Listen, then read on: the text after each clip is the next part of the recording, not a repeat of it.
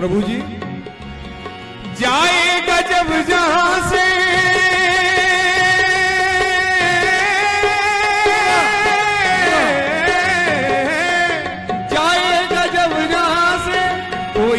पास होगा, जाएगा जब जहां से कोई न पास होगा। इस हाथ जो दिया है उस हाथ जाके लेगा, इस हाथ जो दिया है उस हाथ जाके लेगा। कर्मों की है ये खेती, तो कर्मों की है ये खेती, फल आज खा रहा है। कर्मों की है ये खेती, फल आज खा रहा है। किस ओर तेरी मंजिल, किस ओर जा रहा है। अनमोल तेरा जीवन यूं ही गवा रहा है, अनमोल तेरा जीवन यूं ही गवा रहा है, यूं ही गवा रहा है, यूं ही गवा रहा है। बहुत सुंदर, बहुत सुंदर, बहुत सुंदर। बोलिए श्री बांके बिहारी लाल की जय। इसकी बुद्धि बिगाड़ी परीक्षित की कलयुग ने आकर के, और फिर परिणाम क्या निकला कि जिधर सब लोग साथी थे उससे अलग रूप उसने ले लिया, किसी शिकार के पीछे पीछे भागते हुए, और भटक गए। जो कैंप चलता है राजा महाराजाओं के साथ में सामग्री का, खान पान का, उससे अलग हो गए क्योंकि बुद्धि बिगड़ी हुई थी। उससे अलग हो गए, दंड एक तरह से नहीं मिलता। जब दिमाग खराब होता है तो हर जगह चोट मिलती है। उससे बिछड़ गए, और जब प्यास लगी, भूख लगी, तो संग में कोई नहीं, अकेले रह गए। तो जंगल में भटके, और वहां एक समीक मुनि का आश्रम था।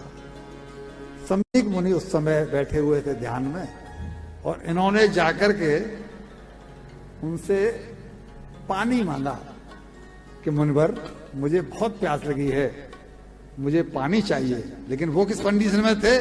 शांत मीलित लोचन, शांत आत्मा, उनके नेत्र बंद है, लोचन नेत्र, उनके नेत्र बंद हैं, शांत आत्मा, और वो भगवान के ध्यान में बैठे हुए। अब जब व्यक्ति ध्यान में बैठा है तो कोई राजा पानी मांग रहा है, उनको कैसे मालूम पड़ा? उन्होंने कोई ध्यान नहीं दिया, उन्होंने कुछ नहीं सुना। लेकिन बुद्धि भ्रष्ट कर दी तो राजा के मन में क्या रहा है? जो ब्राह्मणों को अपना इष्ट मानता है पांडव परिवार, वो ही परीक्षित कह रहा है कि लगता है ये साधु मैं राजा हूं, मेरा सम्मान नहीं करना पड़े, इसके लिए ढोंग कर रहा है। इसने आंखें बंद की हुई हैं, मन मैला हुआ, बुद्धि मैली हुई, क्यों? कलयुग का प्रभाव है। और परिणाम क्या हुआ कि खींच गए, नाराज हो गए। तो संत का तो और तो क्या दंड देते?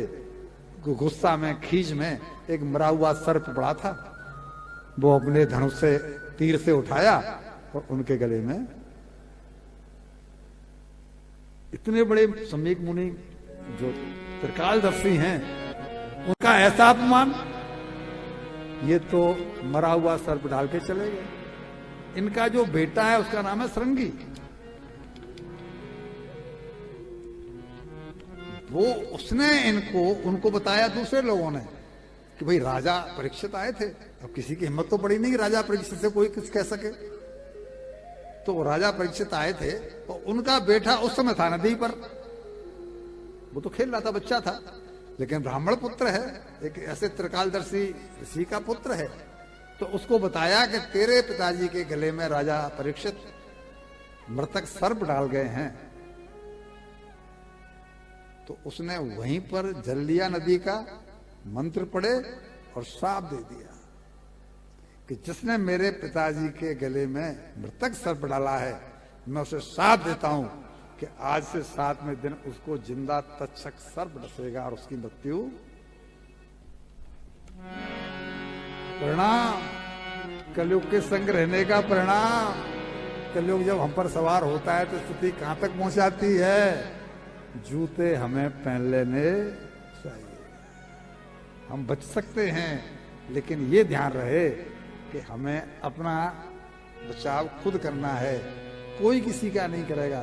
पति अगर बिगड़ा हुआ है तो पत्नी का मतलब ये नहीं है कि वो ऐसी पतिव्रता हो जाए कि जैसा भी ला रहा है, जो भी ला रहा है, कैसे भी है, और फिर उसे टोका टाकी नहीं करे। पत्नी अगर कुछ ऐसी वैसी है तो पति अपना रास्ता अलग सुन ले, कोई किसी के काम नहीं आएगा। मृत्यु के समय पंडित जी ने बीच में आया है, कोई न साथ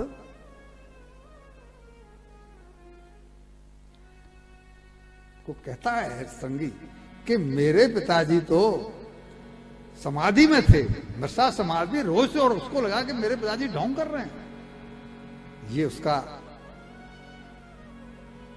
दुर्भाग्य है कि वो संत की कद्र नहीं कर पाया। तो उन्होंने क्रोध में कहा, इति लंगति मर्यादम,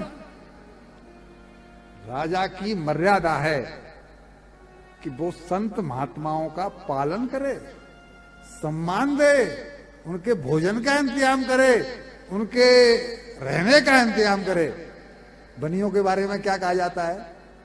बनियों की ये मर्यादा है कि वो कहीं पर अगर कोई भूखा देख रहा है, बनिए साहूकार है, सेठ हैं, लाला है, उनका ये फर्ज बनता है कि गांव के बाहर कोई मंदिर है, बनिए से मतलब व्यापारी, गांव के बाहर कोई मंदिर है और कोई साधु आया है तो कम से कम भोजन का इंतजाम तो करे। साधु की तो फैक्ट्री चल नहीं रही है, साधु तो भोजन की सामग्री साथ लेके चलता नहीं। उसी तरह ये राजा है, इसको तो उनका सम्मान करना चाहिए। इतनी लंघितम मर्यादा, इसने मर्यादा का उल्लंघन किया है तो मैं साथ देता हूं तत्सक सप्त में, आज से 7वें दिन उसको तत्सक नाग डस लेगा। अब हमारा आपसे एक प्रश्न,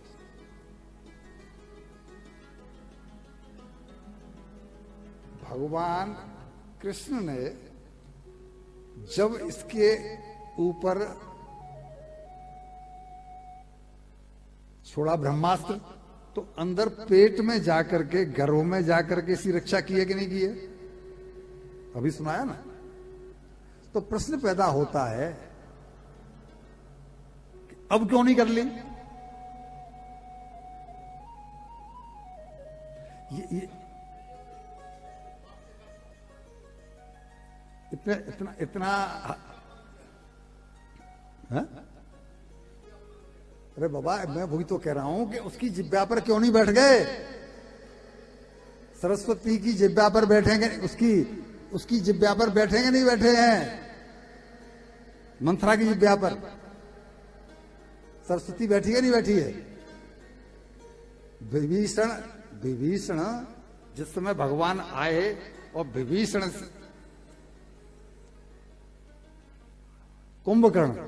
कुंभकर्ण से वरदान मांगने को कहा, उसने तपस्या की, रावण ने तपस्या की। रावण ने ये मांगा कि मैं मरूं नहीं, ये नहीं, वो नहीं। कुंभकर्ण उस समय मांगना चाहता था कि मुझे इंद्र